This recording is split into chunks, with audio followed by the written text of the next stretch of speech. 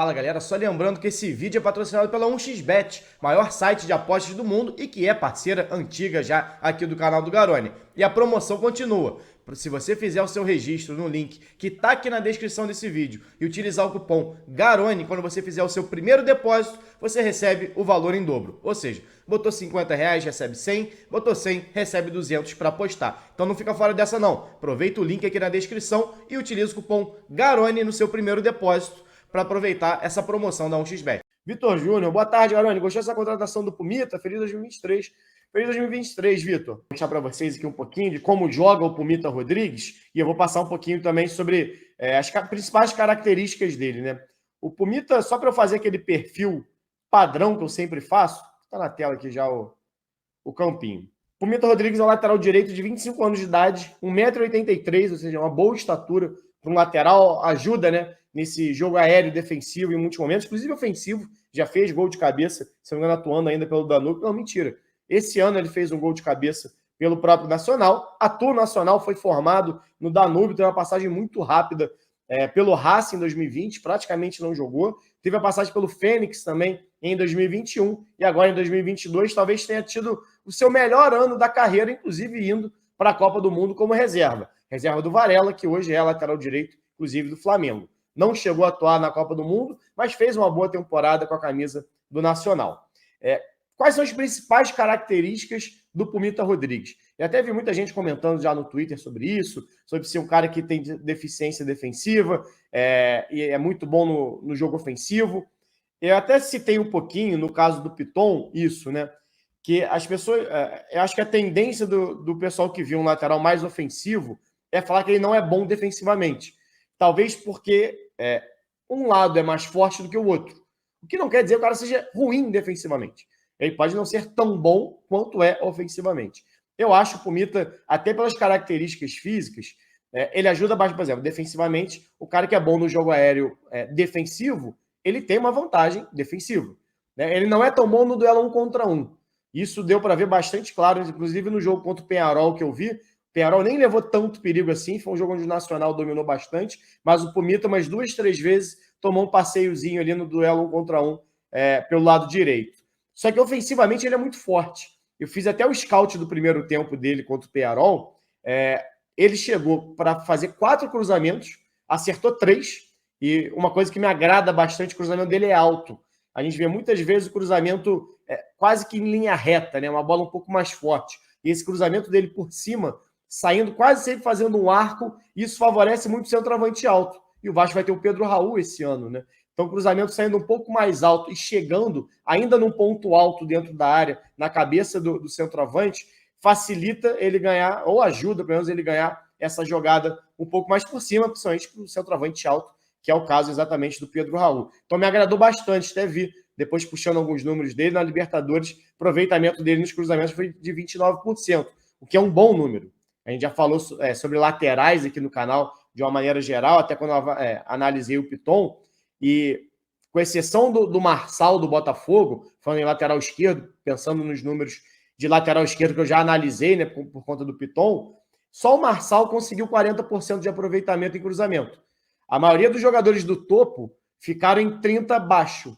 Né? Então, acima de 25% já é considerado bom. Pelo menos para mim, né? Óbvio, isso é uma análise minha. E a tendência é ficar entre 25 e 33. Entre 25 e 30 é bom, de 30 para cima é muito bom. E ele bateu 29, por exemplo, na Libertadores. É claro que é um recorte muito pequeno, porque a Libertadores é um campeonato curto. Fez 6 jogos só de Libertadores. Né? Ele não avançou de fase. Então, mas eu vi ele jogando contra o Peñarol e o aproveitamento foi até superior a isso. Ele acertou 3 de 4 só no primeiro tempo que eu fiz o scout daquela partida. E ainda chegou 2 vezes para finalizar.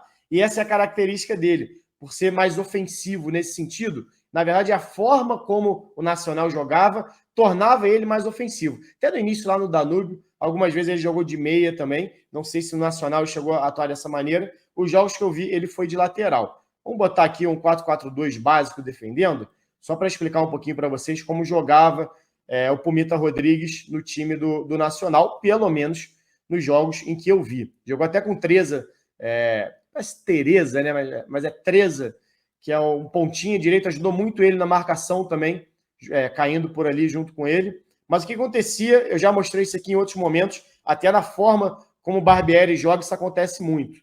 O Flamengo faz isso também, mas fazendo uma linha de 5 mais à frente, quando vai atacar, tanto que eu mostrei aqui no vídeo do Franco Fagundes, o Soares e o Franco Fagundes por dentro, e aí você tem os dois pontas subindo também, e quem subia pela direita realmente como um ponta era o Pumita Rodrigues. Né? O Cândido, lateral esquerdo, jogava um pouquinho, às vezes atacando até um pouquinho mais por dentro, né? E aí você tinha os dois volantes jogando junto com os zagueiros. Não era nem junto assim, na verdade, subia, liberava até mais os dois volantes para jogarem na frente, ficava o Cândido, o Carvalho e o Torito Rodrigues por aqui. Tacava num 2-3-5 nacional. E o Pumita Rodrigues ficava por aqui. Jogava exatamente espetado aqui. Por isso ele entrou 2 vezes para finalizar só no primeiro tempo e chegou para fazer 4 cruzamentos, acertando 3. Então me agradou bastante assim ofensivamente. Como eu disse, defensivamente, no jogo aéreo ele é bom, mas por baixo ele tem um pouquinho de dificuldade, talvez de mobilidade, de compreensão, de leitura de jogo, de entender qual espaço fechar, momento certo do bote. É uma dificuldade que ele tem. É um cara que, se pegar um pontinho, ele costuma ter um pouquinho mais de dificuldade. Não é que ele não marca, não é que ele não tem vontade, que ele não tem velocidade. Inclusive, ele tem boa velocidade. Ele tem boa velocidade, tem bom porte físico. É mais uma questão de orientação, eu acho. Ele não é bom nesse duelo 1 contra 1. Isso é algo que ele realmente precisa aprimorar. Mas aí entra aquela questão que eu sempre falo aqui, de contexto. Lateral direito é muito difícil de encontrar no mercado. Isso aí, sempre falo aqui, a seleção brasileira não tem lateral direito. Então, quando a gente fala se é bom ou ruim, a gente tem que fazer sempre um comparativo com o que se já tem. Então, acho que o Pumita Rodrigues seria um acréscimo a esse time do Vasco, e ainda que não seja um cracaço de bola, não é porque jogou Copa do Mundo que o cara é um monstro, até porque nem jogou, ficou no banco do Varela, mas é um lateral ok. Eu acho um bom lateral para o mercado sul-americano, principalmente a gente olhando o que se tem de opção no mercado para lateral direito. Então, acho que é uma possibilidade do Vasco contratar um jogador numa boa idade, 25 anos de idade, vem de uma boa temporada, tanto que foi convocado para uma Copa do Mundo. O fato de ele não ter entrado em campo não tira em nada o mérito dele, não se chega numa Copa do Mundo à toa.